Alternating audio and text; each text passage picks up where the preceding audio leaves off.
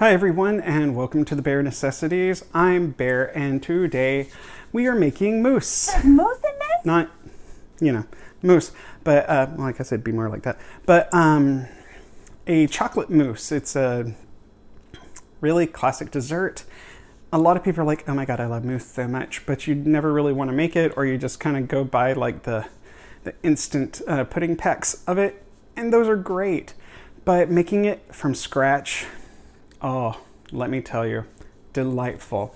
And you don't even really have to have anything super special. Probably. Mine is a little bit different because traditionally mousse will have things like butter and heavy whipping cream in the yolks, which we are using eggs, so in the yolks of the base. But we are not doing that. I'm using non-fat Greek yogurt. It works really well. It comes out incredibly creamy.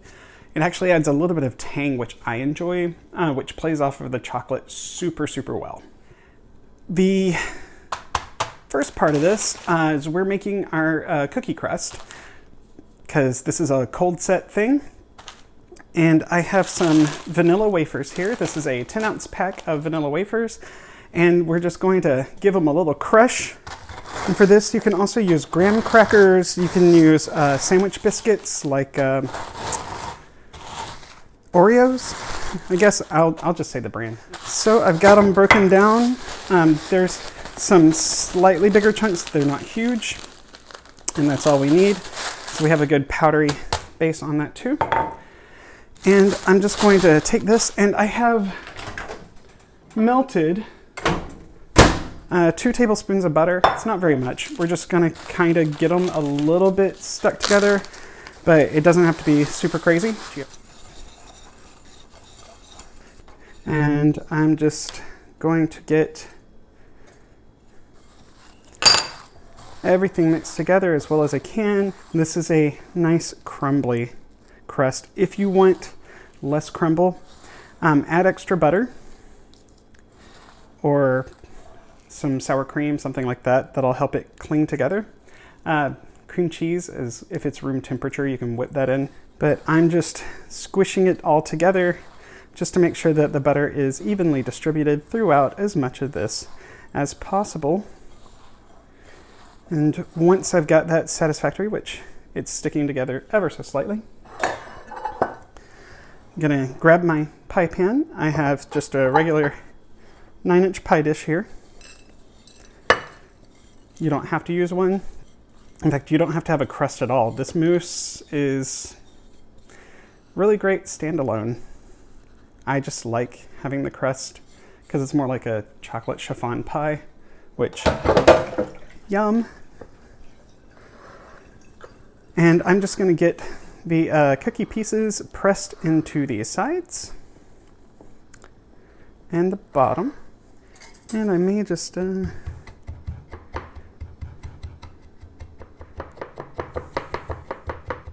since my rolling pin has a flat side, just use it to really level off the bottom of this.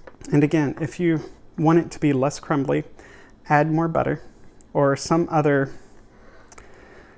kind of fat that sets up solid, cool or at room temperature. Coconut oil, you can do something like that if you do coconut oil to yourself. I have opinions. I will keep them. And I mean margarine, of course. So don't use just regular oil or anything. And I wouldn't suggest using something like a vegetable shortening, just because, whew, that's going to be greasy. You don't want that. All right, so I have our cookie crust set up and ready to go. And now let's get all the crumbs that I've tossed everywhere. Let's get the pie itself going. So the mousse.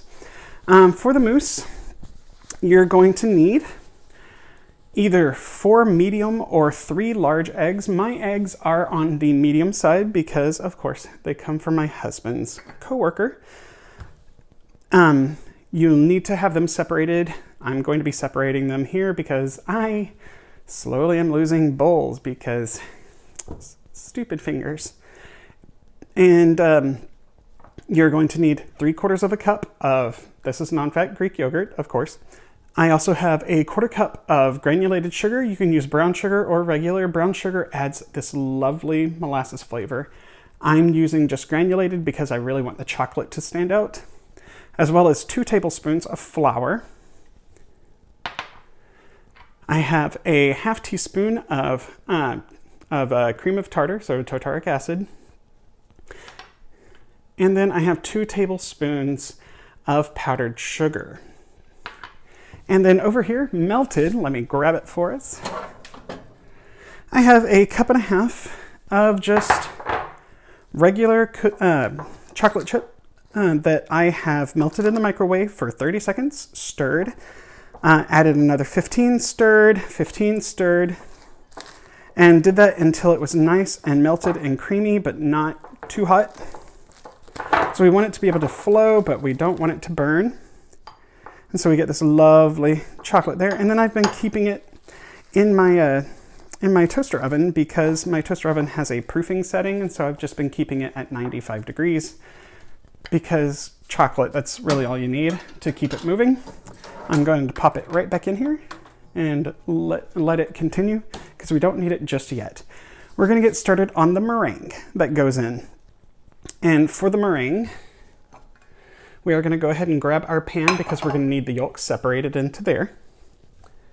Move things out of the way. Let me grab Loretta because it is her time to shine. Literally. Y'all have met Loretta. You know I love her. She is my absolute darling.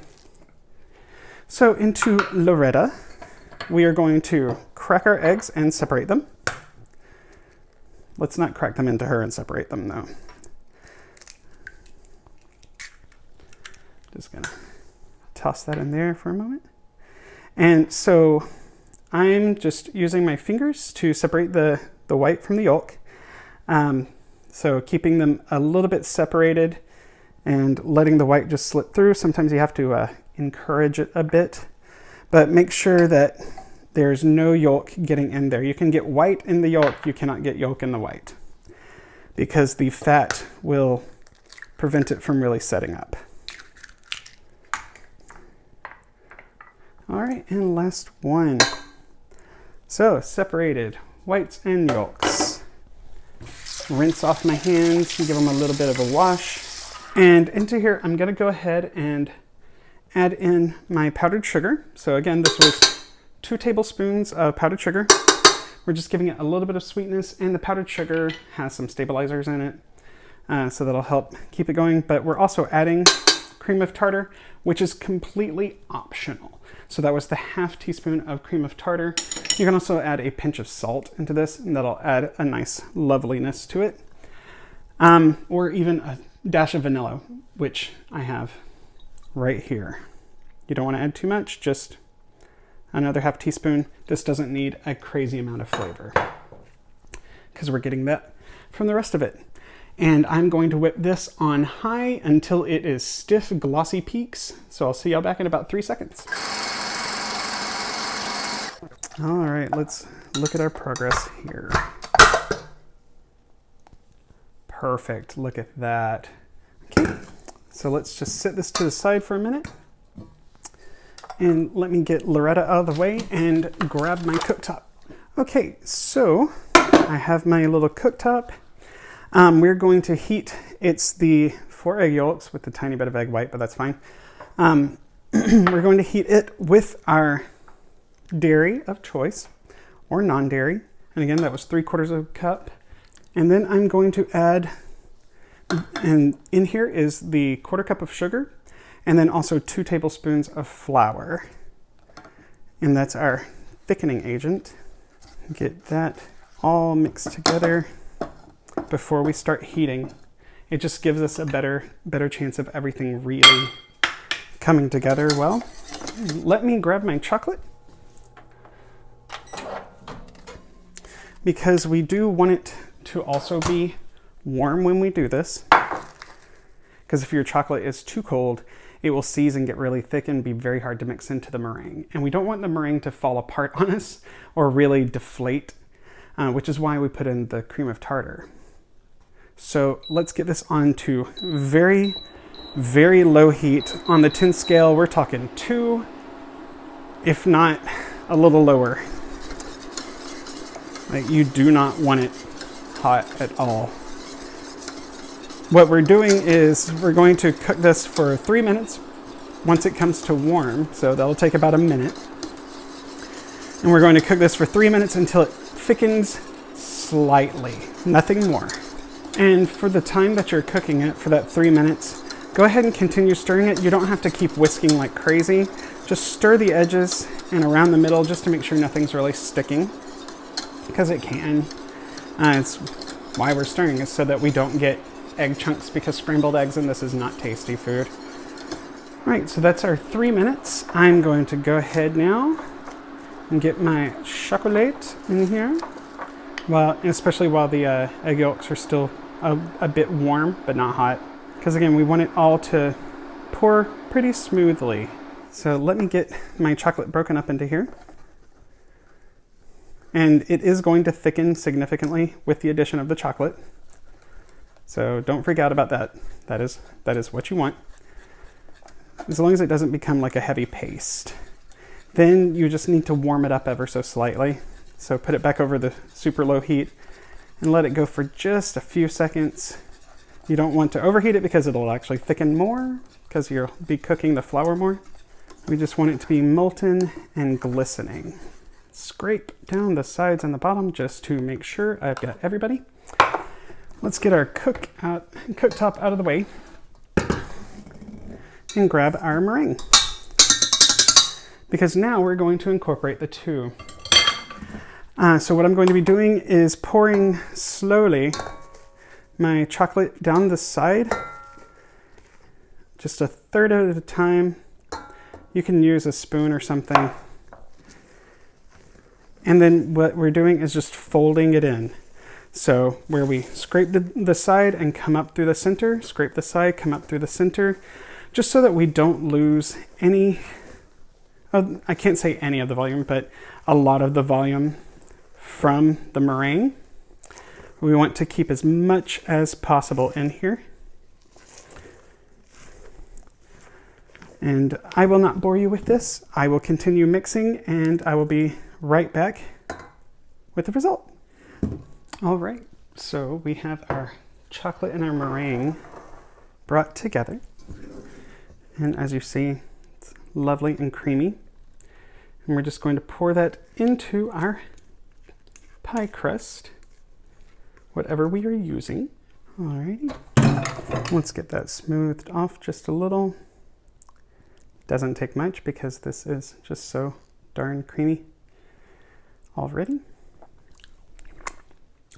Oh, that's good. Yum. All right, and I'm going to get this into my fridge, covered with just a little piece of plastic. And I'm gonna let it chill for about 2 hours, 2 to 3, just to really set up nicely. I am going to let the plastic touch the top. You don't have to. I just don't want it to risk developing any kind of skin, if at all possible. It's not likely. That's why I'm saying you don't have to. And at the end of its setup time, I will see y'all back here and we get to taste it. So excited. All right, everybody, welcome back. It's been about 3.5 hours. Got lost in work. And the pie has set up. It is lovely. So I'm going to go ahead and remove the plastic. As you can see, it's set up pretty well because it's pretty much clean off of that. I'm going to just get a slice. The texture feels amazing already. Just cutting through it feels so smooth.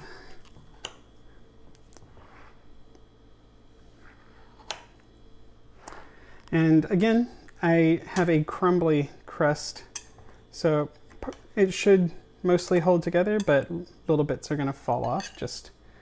I didn't want to add that much butter, as I said earlier, but I am gonna go ahead and grab a little bit more of it, just because I like vanilla wafers. They're tasty. Those can go in the sink though. All right, let's give it a taste. Because, I mean, if you look, see that texture? Just the soft bubbles, like there's a few larger ones, but it's mostly just very soft, and it's not terribly dense, but it is well put together, I will say.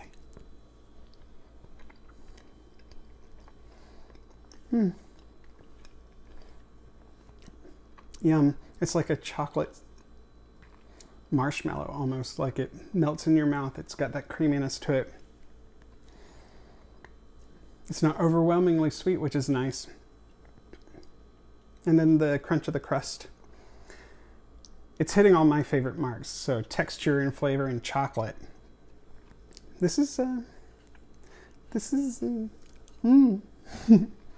is lovely.